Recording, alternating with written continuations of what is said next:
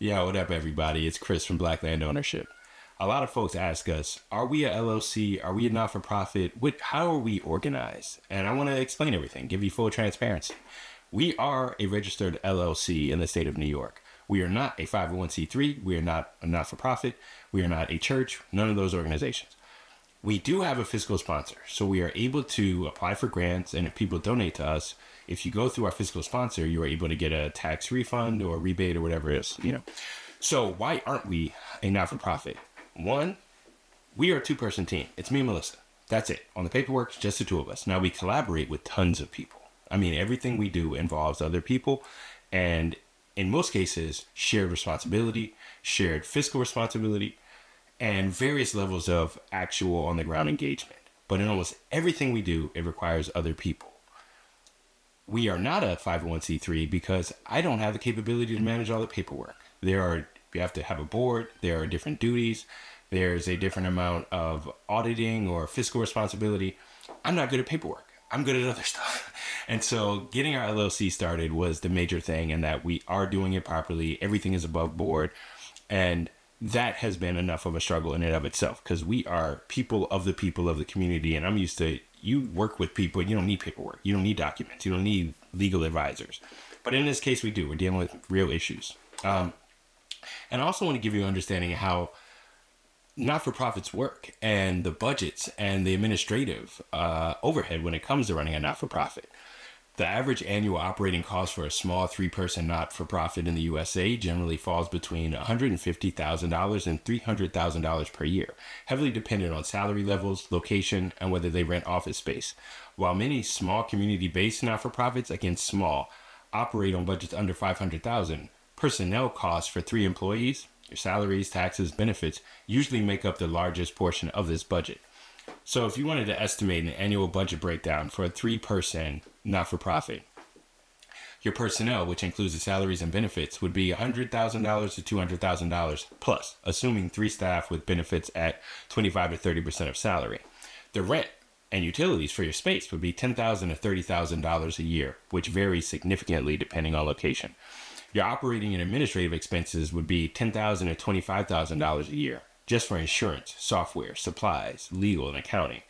And then your program expenses, what you actually do, like what you plan to initiate in community. Your key operating cost drivers tend to be personnel ratios. In many small nonprofits, personnel expenses often account for a significant portion of the budget, like paying everyone to be there. Your overhead, while often debated, a healthy overhead, which is admin and fundraising, is typically considered 20 to 35% of total budget. And then insurance, a standard business owner's policy, BOP, often costs $200 to $300 per month. So that's thousands of dollars a year. Then the startup costs. Beyond operational costs, the first year often includes $300 to $1,200 plus in filing fees and legal costs. It was more for us. As Black Land Ownership, we hired a really good lawyer. It was $1,500 to start, and it went up as we had to have more meetings and explain the weird stuff we plan to do. And so it cost definitely over $2,500 to get Black Land Ownership started properly and registered. Factors affecting your costs: your location, rent and cost of living in urban areas like DC or NYC, where we're in DC now and we started off in Brooklyn, can double or triple facility costs compared to rural areas. Well, that's why we did the Eco Hub in central New York. Remote work. Operating remotely can significantly reduce or eliminate rent and utility costs. And we have to still have a space to have meetings, to have gatherings, to work on the wood, to facilitate some of our educational outreach. I can't do that in my house. And so although I can work remotely, Melissa can work remotely, we tend to, that's how this has worked, we still will have to invest in space. It's Black Land Ownership. And volunteer usage. A high reliance on volunteers can reduce staff costs. I have to sort out my moral feeling about that. As of now, when I see people use volunteers, it makes sense if you're making phone calls or emailing or who knows what. But we're hands in the dirt. If you're carrying heavy stuff and farming, after a couple of days of that, I start feeling bad. Like, you should either be getting paid or you should be a co-owner in what we're doing. So I have to sort out how we do volunteers. And in terms of mission, a direct service not-for-profit like a food bank will have a higher operating cost than a research advocacy not-for-profit. We do both. We do a lot of research and advocacy, which means we have to travel places, go to conferences, meet up with professors, meet up with people who live in the area, go visit the farmers, go visit homies in the hood, go visit whoever we can to learn about. what we need to learn about. And then we also deal with land, where in order to purchase land, that's a high overhead. In order to maintain land, that's a high overhead. In order to purchase our property in Memphis, we had to hire, we had to pay the real estate agent, the titling company, we had to buy the land, we have to buy equipment, we have to fly to get down there, we have to then meet up with the other experts that are in the area, so then we're paying for Ubers or renting a car, and keep adding on the costs in order to do the work. Now, I'd much prefer that. Keep in mind, a lot of organizations, they write grants, they get $300,000 budget, and $230,000 goes to paying everyone involved. And they're able to spend $70,000 on a land project, however much. My math isn't great. With us, Melissa and I work, make money, and put it into black land ownership. None of the money raised in black land ownership comes into our pockets personally.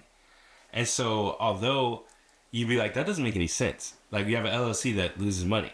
We're doing the work of a not-for-profit, but the only way we can do it administratively is as a LLC.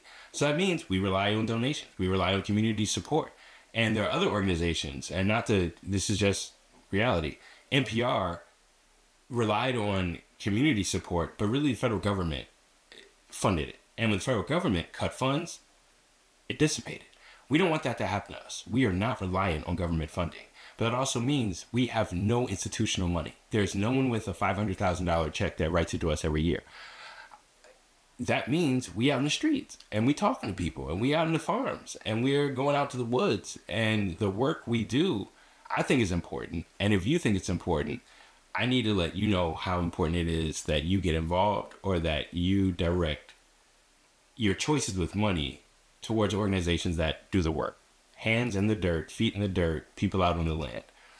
And if you have any questions, ask me. If you'd like to know what we've done in terms of going to different conferences out in Massachusetts, going up to Harvard, going out to Amherst, going to visit farms in Louisiana and Mississippi, going to visit the homies that bought land in Virginia and California, taking the time to listen to other people's stories, and before we try to implement things, learn what's important in community. All that costs money. And if you'd like it to continue, we could definitely use your support. All right. So holler if you have questions. Peace and love.